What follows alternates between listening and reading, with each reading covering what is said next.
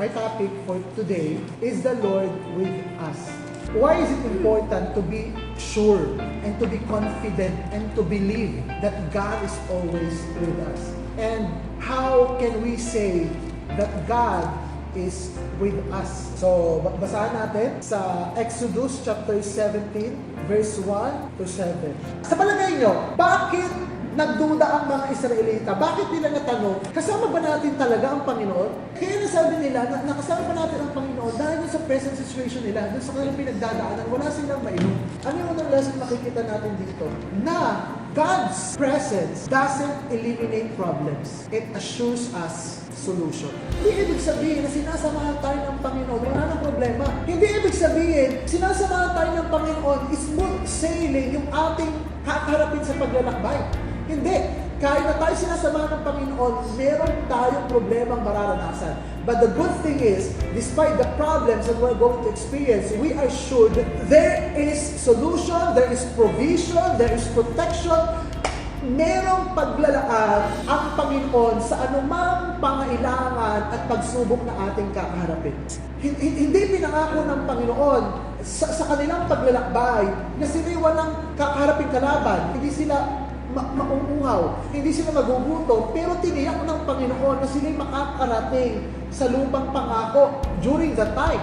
So, ibig sabihin, kung sinabi ng Panginoon na sila'y dahil sa lupang pangako, ibig sabihin, kalakip nun yung kasiguraduhan na anuman ang kanilang pagdadaanan, makakaranas sila ng katagumpayan. So, kahit tayo, sinasamahan tayo ng Panginoon, meron tayong problemang mararanasan. Just like the Israelites, we are on a journey. Katulad ng mga Israelita, meron din tayo mga pagsubok at problema na pwedeng pagdaanan. Hindi sa atin pinangako ng Panginoon na yung buhay natin dito sa mundo kapag tayo nanampalataya sa Kanya ay magiging madali. Pero, sa kabila ng yon, tiniyak tayo ng Panginoon na ito'y ating malalampasan sapagkat napagtagumpayan na ng Panginoong Hesus ang mundo.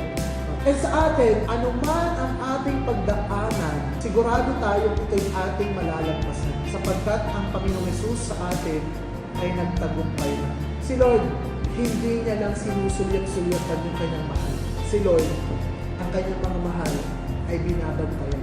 Kapag tayo nagtitiwala sa Panginoon, kapag tayo sinasamahan ng Panginoon, kapag tayo nananampalataya sa Panginoon, walang pagsubok at problema tayong kakaharapin na hindi natin mararanasan ng tulong ng Diyos. Nakakalungkot. Kapag tayo nakakaranas ng problema, we stop. That's the reason why we don't experience God's help and blessing. Ang titignan natin sa passage, ang sabi doon, the Lord said to Moses, walk out in front of the people. Sa Tagalog, mauna ka. Ibig sabihin, yung tubig ay nandun sa unahan. Ba't hindi agad nila naranasan yung provision ng Panginoon? Kasi bakit? Imbis na humakbang, mas pinili nilang magreklamo. So sa atin, kapag tayo nakakaranas ng problema, hindi natin kailangan tumigil para magreklamo. Ang kailangan natin gawin, patuloy tayong humakbang, lumakad, kasi merong tulong sa banda-banda roon.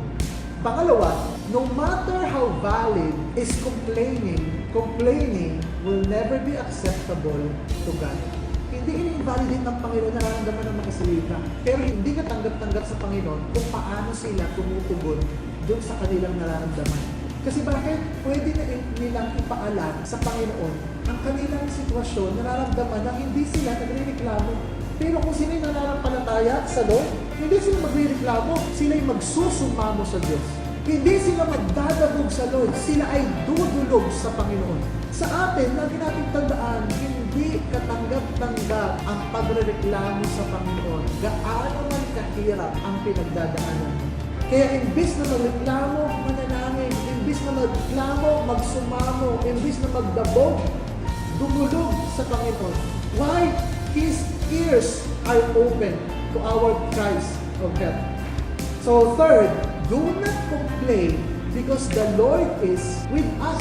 Pinagtututaan nila, dapat ba si Lord sa kanyang pangako? Kasi nasabi ng Panginoon, dadalhin sila sa lupang pangako. Pero ngayon, sinasabi nila, kasama ba natin ang Panginoon? Mahal ba tayo ng Panginoon? Bakit tayo kanyang iniwan? Pero sa atin, makakatiyak tayo, kasama natin ang Panginoon. Kaya hindi tayo dapat magreklamo. He will never leave us nor forsake us.